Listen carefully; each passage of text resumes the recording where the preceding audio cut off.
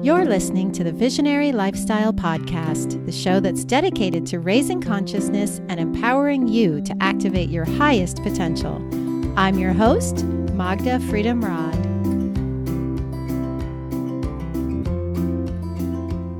Greetings, Rainbow Warriors. Today I'm coming to you from Ojai, California. I'm here visiting my soul tribe and preparing to offer some healing workshops for the community that's just getting back on its feet after the largest fire in California history swept through here last fall. The mountains surrounding this sacred valley are a sight to behold as the green is just starting to pop through the burn scars that cover the hills, and a variety of colorful wildflowers are sprouting up, creating a unique landscape that screams rebirth.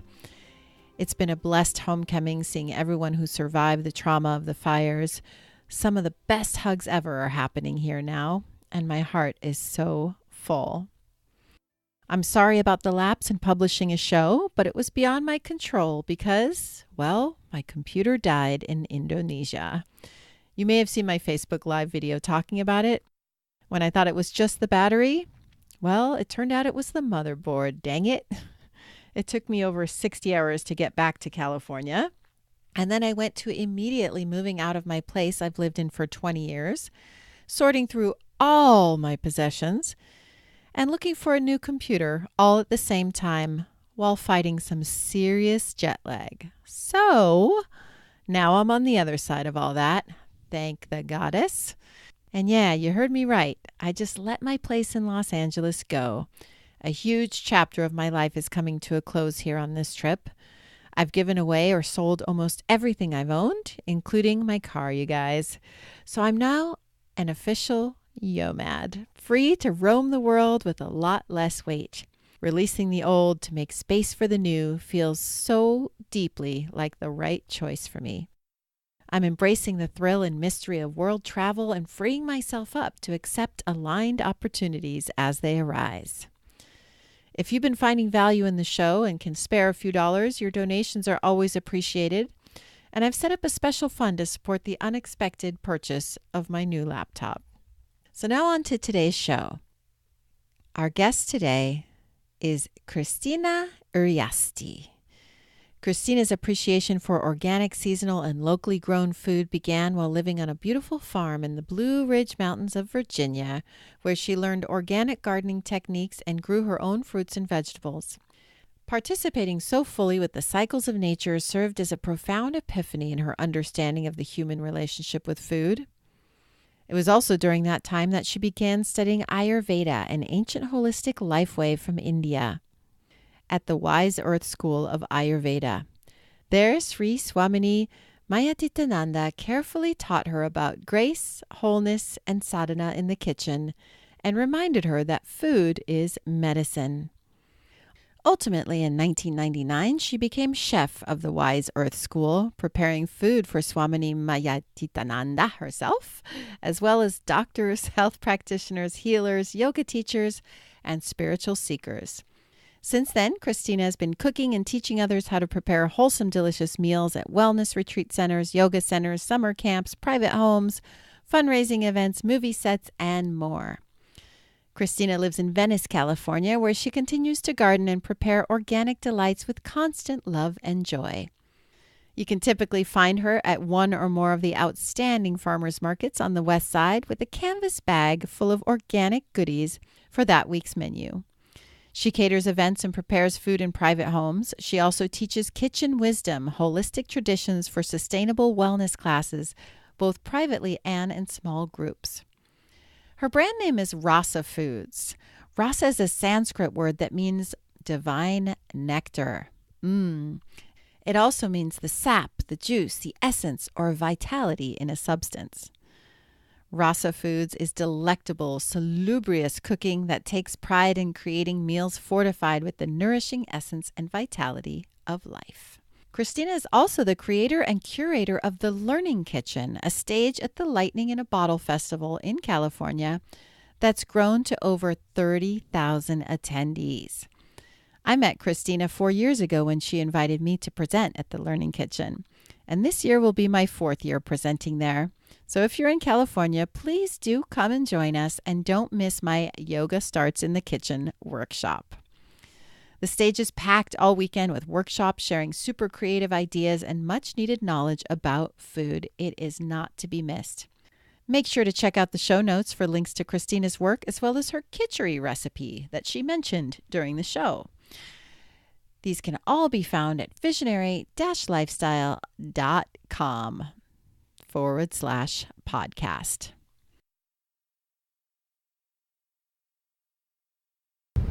Cristina Urioste, welcome to the show. Thank you so much, Magda. Lovely to be here. Yay. And here being, of course, the LIB Festival. We are on the dusty post-LIB grounds right now, and everything's kind of settling after a whirlwind adventure. I'm so impressed with the work that you're doing here, and being the creator and the curator and the director of the Learning Kitchen stage. Thank you. It is a joy. It is my passion project. Yeah, Thank you can tell it's a labor of love for you, and you love food, and you love educating people about food and health and wellness, and you're really in a place here that you shine, I think, and I'm grateful for the platform to be speaking here and educating people, because we share this passion, of course, and I just think it's so exciting that you have this platform, you know, to educate the masses about what's going on in the food movement and how to keep themselves well and eat in ways that keep us balanced. And your background is Ayurveda, right? Correct. Yeah. Yes. Okay. So where did this passion for food come from with you? Well, it was when I became a student of Ayurveda. I was right out of college. I was probably 22 years old or so. My boyfriend's family at the time, they have 120 acres of land in the Blue Ridge Mountains of Virginia. And so after college, we went and lived out there, and we were living off of the land. And we were growing our own vegetables, and it was then that I had this epiphany with food. His family was originally from New Orleans, so they were all great chefs and foodies themselves. So he and I would cook together all the time. And then shortly thereafter, while I was living there, I found a school of Ayurveda in Asheville, North Carolina. It was a 4-hour drive from where I was living, but I became a student there, and it all kind of fell together in that I was doing a work-study exchange program, and I did the level 1 course, the level 2 course, and then right before the level 3 course, the chef took another job. So I got a call from my teacher, my guru at the school. She asked me to take over as chef as part of my work study. Oh my gosh. And that's how it happened. She'd never tasted my cooking before. Oh my gosh. Yeah. And I was just young enough to really take it in. She took me under her wing. She gave me some, she taught me her recipes. And it's just been a blessing, you know. Wow, so you had a mentor right there training you. Correct. Yeah. Wow, what a great guru. opportunity. Yeah, at the time. Oh. Definitely. So that got you into it, okay. And so what is it about Ayurveda that appeals to you? I remember when I was learning it the first time, I remember thinking it was much too simple to really talk about all the time, because it just seemed like, it was a combination of me being so young. I really felt like people wouldn't take me seriously if I'm just telling people to put love into their cooking. I just thought it was kind of just something like that we already know. I didn't want to. But then the longer I was a student of Ayurveda, I just realized how much it has made an impact on my life, and I became more and more comfortable to talk about the science of life. This ancient tradition. It just makes sense, it's just something that we all inherently understand, that, goes back in our own ancestral memories, so I don't know, I just really can understand and connect with this ancient tradition. So it's a pleasure now to spread the word. Mm-hmm. Yeah. Right, yeah, which you do, and you teach workshops here on the stage as well. What was your workshop this year? It was called Culinary Medicine Through an Ayurvedic Lens. Food as medicine. Food as medicine, exactly. Yeah, when I was in India and I did my Panchakarma treatment, 3 weeks, food was part of the prescription. Absolutely. So food is absolutely medicine in Ayurveda. That's one of the things that makes me really excited about it. So what did you talk about in this workshop? Well, we talked about the energetics of food, the energetics behind, creating a sacred space in our kitchen, just the action of blessing our food before we eat it, always putting love and joyful, healing energy while we're cooking. Just remembering that the kitchen is the heart of the home, and, just reminding everyone, that we are creatures of the earth. So in order for balance and harmony, we just need to live with the rhythms of nature. And we made a khichdi and we made a mango lassi, two very simple but very important recipes, for wellness. And khichdi, as you know, is considered the most healing meal in Ayurveda. It's just a combination of Indian spices with mung beans and rice and vegetables. Right. Yum. I know. I just made a big pot of that last week, and I love doing a khichdi cleanse, right? You eat it breakfast, lunch, and dinner for days. Correct. Right? Yeah, it's really a very simple meal for us to digest. Mm-hmm. That's why you fast on it, because then your digestive tract can relax and detox while you're fasting on this meal. Right. Yeah, that's perfect, and it's delicious, and it's not a starvation detox. It's like you're feeling super nourished and fed, and correct. And yeah, I love that about khichdi. Okay, so what do you spend most of your time doing these days? Rasa Foods what are the services that you're providing with your company now? I do a lot of small catering projects, dinner parties, this kind of thing. Honestly, I've been working on the Learning Kitchen for the last few months. Mm-hmm. So I go in and out. It's some private chefing. I am wanting to do more health coaching, wellness coaching. Mm-hmm. So that's the direction that I'm going to focus on next. Great. Yeah. Great. Okay. I'm always looking for venues to give classes and workshops and this kind of thing. But again, this time of year, I put most of my energy for the last few months into this festival, which I love. Right. You're doing it 5 years now, right? This is our fifth year. Mm-hmm. Yeah. Yes. The Learning Kitchen. So much fun. So many people you've educated from this stage, I imagine. Mm-hmm. Yeah. All the seeds that have been planted and the ripple effects of all of that. I mean, It's a huge contribution to, and in a place like this, I think the information is really well received. People are here and they're open. Mm-hmm. So when I come to a festival, I start my workshops or my talks usually with a meditation, and it's interesting to me and exciting for me how quickly people drop into that space. And they're just so open and ready to sit down and meditate together, and and have that be a part of my offering. Whereas if I'm at a conference or something, that's not necessarily the direction I go. But I love being in an environment where people are open enough to start there, and then they're open and then in this environment so they can receive the information. So I think it's a great venue to awaken people, especially people that consider themselves to be on the conscious path, right? Because people who show up to a festival like this are, to some degree, more than most, I'd say, open to conscious shifts and up-leveling of consciousness, right? Yeah. And it's a real honor to, because food is like this common denominator. You are what you eat. I just feel like it's a very important part, that is a key to our wellness and our, it affects everything, body, mind, and spirit. And yeah. Right. So we need to get people activated. Exactly. Around food. Yeah. I would love to do this all year round in different places. Yeah. All over the world. Well, but and another thing I do, I didn't the show on the road. I didn't mention earlier. I cook at a lot of retreats, so I feed people. But what I'd really like to do is have more culinary retreats where we invite the yogis or whoever's on these retreats to participate in the kitchen. Yes. I want to create more retreats centered around food. Right, because it's about empowering people so that they can do it themselves, rather than just having people show up and be fed. They're actually being nourished with the food as well as the information about how to do that for themselves. I think we share that passion, right? Yes, exactly. It was great because I could hear you on stage. I was in the back doing this and that, and everything you were saying, I was like, she and I, we all have this very similar message. It's just nice to hear your words. Right. Saying something very similar. It's nice when we find each other, these like-minded people who are kind of on the same track. We're like this, wellness warriors out there trying to educate people about how to take care of themselves and the planet. And also understanding that everyone's different, not prescribing one set of rules for everyone's good health, just learning to listen to your body. Yes, and this is one of the perspectives that Ayurveda gives us. Correct. Prior to my understanding of Ayurveda, I have to say, I was way more on the track of, when the next hot thing comes out, like, oh, it's coconut oil, it's kale, it's quinoa, whatever.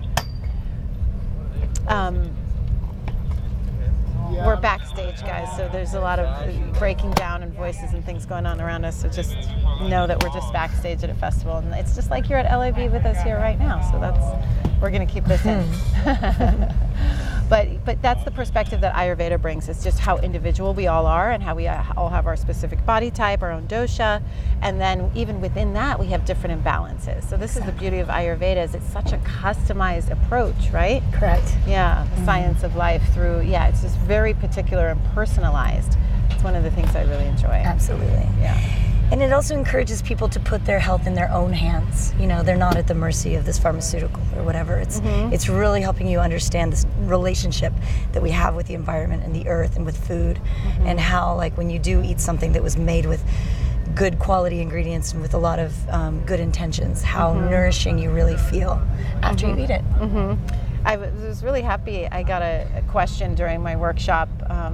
Someone asked me about putting love into the food. I don't remember what the exact question was, but it raised awareness. It brought attention to that point, and I got to explain about how important it is, that love is the ingredient that you never leave out, and our heart is in the center of our chest and our arms are an extension of that. So if we can really feel into the love and the intention as we're preparing the food and send it from our heart down our arms into our hands and thereby into the food, what a beautiful gift for people. And it really does change the vibration. It really does change the energy of the food. And as we're talking about this, I'm called to remember to ask you to share this blessing with me that I don't know this prayer yet, this mantra, but you know it and you've shared it, and I've gotten the short version of it that I like to share with people as often as I can. But would you pretty please teach us this mantra and tell us what the meaning of it is and the importance of it? Okay. I'm afraid that my voice I've lost half my voice, but I'll do what I can. You sound really raspy and sexy. I'm very, thank you. It's perfect. It is, it's very dusty out here, but so this is the blessing of the food. It's to recognize its divinity and to recognize that a piece of the food is just as divine as the entire food, as the entire plate, that it is all, you can take a piece out and it's still divine. And that we are taking in this divinity and it's becoming part of us. So I'm going to do it. Yeah, let's hear it. Om Brahmarpanam Brahmahavi Brahmagnau Brahmanavutam Brahmevatena Gantavya Brahma Karma Samadina Hari Om Shri Gurubhyo Namaha Hari Om. Wow, I love it. I love it. It's so beautiful. So that's the long version. Yes. Which I am committed to learning that. It's going to take me a minute. We can do a call and response thing. I'll send you the audio. Okay. And what's the short version? So here's the deal. The bottom line is, the other thing that I didn't mention the other day is that when you're preparing food, the first bite should always go back to the mother, go back to the divine, go back to Mother Earth, because that's where it came from. And so it's encouraged in this tradition not to, munch on things while you're preparing it. Like when you're chopping your vegetables, don't pop any in your mouth, because the first bite goes back to the earth. And so before, what we do is we prepare the meal, and then you grab a little piece of the prepared meal in your hands or in your compost bucket or, in front of you, and you bless this with this blessing. And then you put it in your offering fire or your compost pile afterwards. And so I like to do a shorter version, because I like to bless the food no matter where I am. So if I'm out in public, and I don't want to, take the time to sing this long thing, my short version is 2 words, Om Yum. So I just look at the food, and before I eat, I just say Om Yum. Yeah. And that's it. That's perfect. So, yeah. I love that. And I invite everyone listening to cultivate this personal practice that before every food that you eat, breakfast, lunch, dinner, and maybe even in between, just bring awareness to it and bring a high vibration and love to your food before you ingest it, and just with a simple Om Yum can lift the vibration. That's beautiful. And I use the word Yum because it's actually a bija mantra sound. There are different, they're called bija mantra sounds. Hum, Yum, Ram, Lam, and Vam. This is in Sanskrit. Right. And so Yum, because it's one of them, and it also, Yum, I don't know, it's just like this double meaning. Makes perfect sense. It's another one of these words like Om that brings, it's like the universal sound, it brings you back to center. Om Yum. Yeah, perfect. I love that. Yeah. So what is it that you look for when you're curating the LIB stage? What is it? You're featuring, a lot of different chefs and educators and... Well, I like to keep it, it's a vegetarian kitchen.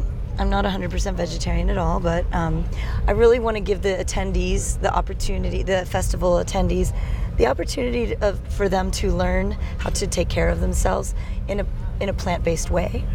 Because I think often, especially people that eat a lot of meat, they don't realize how delicious vegetarian food is or how delicious it can be. So I always like to have a few classes that are specific, like a different ethnic flavor. Like, this year we had a Japanese food, a sushi rolling class. And then we also had a Moroccan food class, and we had an Italian polenta making class. So I always like those kinds of classes. And then I always like to mix it up with different ancient traditions. You and I are both Ayurveda. I've had a class, with ancient traditions from Tibet and China. And so I just like to think of different varieties. Smoothies and juices is always a fun class. People are, tonics are really big, herbal medicines. And then I like, I actually had a mead making class this year and a pickling class. So just different modalities and ways in which people use their kitchens. In the past, I've had making herbal beauty products out of kitchen food items. I'm really open. I see what people want to offer, and then I do sometimes look. Like I specifically want. One year we had a great Thai food class. It's fun. Yeah, you're having fun with it. Yeah, I can see. Yeah. Your little girl comes out when you talk about that stuff. It's really sweet. Yeah. It's just, what it is? It's because my mother didn't cook very much at home growing up, and so it was always kind of a mystery to me to be in the kitchen. And so it's kind of what I would like to have had when I was a kid. So, I didn't learn how to cook until after college. Oh, wow. I could cook a little, but it's just I didn't really appreciate all of this until I started growing my own food and had these epiphanies. Right. Like, wow, food really is powerful. Good food really, you can really feel it, and it's really special. Yeah. Yeah, so you got attached to it when you were gardening, huh? And you had your hands in the earth, and you developed more of a connection to Absolutely. the food. Yeah. That connection, the environment. Like I've always said that something I really want to do as far as leaving my mark and my impact is help people heal their relationship with the earth through the food that you eat, and we have that opportunity 3 times a day. So once we start honoring the food, creating a temple in our kitchen, a sanctuary, just giving it more reverence, it does everything for the earth and for ourselves. I feel like the earth is the macrocosm of our own bodies, Right, we are the microcosm. Yeah, and I grew up, in the 80s when there was, fertilizers and pesticides was a miracle. Miracle Grow. That was a solution. Like, I get it. Humans didn't know better at the time, but now we know. So it's our responsibility to nurture and honor the earth as a living entity. Amen to that.